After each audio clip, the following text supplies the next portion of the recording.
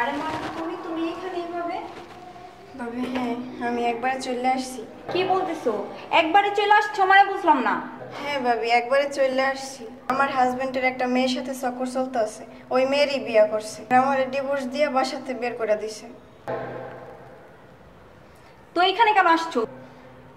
বের করে দিছে এই বাসায় কি? কি বলো ভাবি, আমি কোথায় যাবো? মলি, তুই একদম কাজটা ঠিক করস না, বুঝছস? তোর বাসা থেকে বের করতে জামাই তুই আসছস কেন এখানে? ভাইয়া তুমি কেমন কথা বলো এগুলো?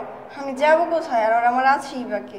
নিজের সংসার করতে পারো নাই, নিজের সংসারে অশান্তি বাজায় এখন কি আসছো আমাদের মাথা খাইতে? হ্যাঁ, আর তুমি যদি ভালোই হইতো তাহলে কি তোমাকে রেখে তোমার হাজবেন্ড আবার অন্য একটা মেয়েকে বিয়ে করে নিয়ে আসে?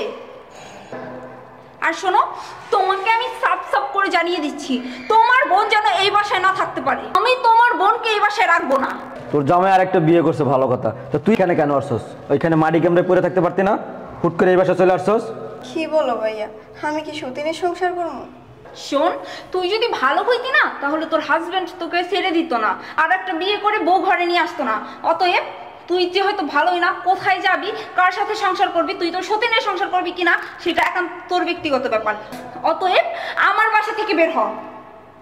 ভাইয়া, আমার জামাই আমার ডিভোর্স দিয়ে দিছে। আমি কত আশা নিয়ে আসছি তোমার কাছে যে আমার জামাই আমার ডিভোর্স দিছে, তাতে কি হয়েছে? আমার ভাই আছে, আর এখন তুমি আমার দূর দূর করে তাড়াই দিতে আসো। দেখ, তুই কই যাবি না যাবি এটা আমার দেওয়ার বিষয় না, ঠিক আছে? তোর দায়িত্ব ছিল বিয়ে দেওয়ার, বিয়ে দিয়ে দিছি। এখন তুই তো স্বামীর সংসার করতে পারোস না পারোস এটা আমার দেখার বিষয় না। তুই তোর যদি আমার বাসায় রাখি তাহলে আমার সংসার অশান্তি হবে। আমি চাই না তোর কারণে আমার সংসার কোনো অশান্তি সৃষ্টি হোক। এখন এই মুহূর্তে বাসা থেকে বের হয়ে যা। দেখো ভাইয়া, আমি কোথায় যাবো? আমার কে আছে তুমি ছাড়া, বলো? তুই কোথায় যাবে সেটা কি আমি বলে দেবো? জাহান্নামে যা। বুঝতে পারছি, ও এইভাবে বের হবে না। ওকে কিভাবে বের করতে হয় সেটা আমার খুব ভালো করেই জানা আছে। ভাবি বের হ, এই মুহূর্তে আমার বাসা থেকে বের হ, বের হ। আরে ওঠো।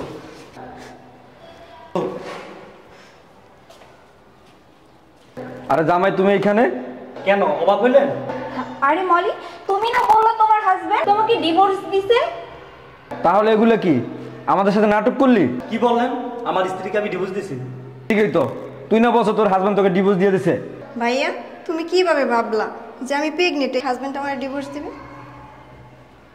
তাহলে কি তোর হাজবেন্ড তোকে ডিভোর্স দেয় নাই? না। ডিভোর্স দেয়নি তাহলে এত নাটক করার কি ছিল আমাদের সাথে?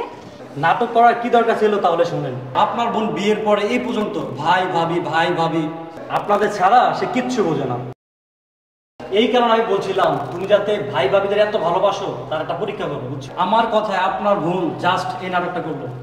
প্রমাণ পাইছে তো, যাদের তুমি এতটা ভালোবাসো তারা তোমার ঘরে একটু ঠাই দেয় না। দেখলে এবার কতটা ভালোবাসে তোমাকে।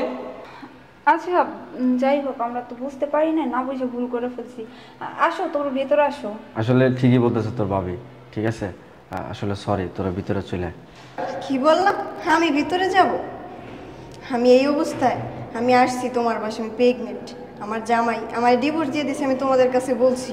আর তোমার বউ আমার ধাক্কা দিয়ে ফালাই দিছে, তুমি দাঁড়াই দাঁড়াই দেখছো, কিচ্ছু বলো নাই তুমি। আমার কেমন ভাই? শোনো ভাইয়া, বাবা মা মারা যাওয়ার পরে তুমি আমারে মানুষ করছো, লালন পালন করছো, তুমি আমারে বড় করছো। বাবা বলো মা বলো সবই তো তুমি। আজকে তুমি ভাবির কথা শুই না আমারে বাসাতে বের করে দিতে আসো। সত্যি ভাই, আমার সাথে যদি এমন কিছু হয় তুমি কি সত্যি আমার এরকমের দাঁড়াই দিবা?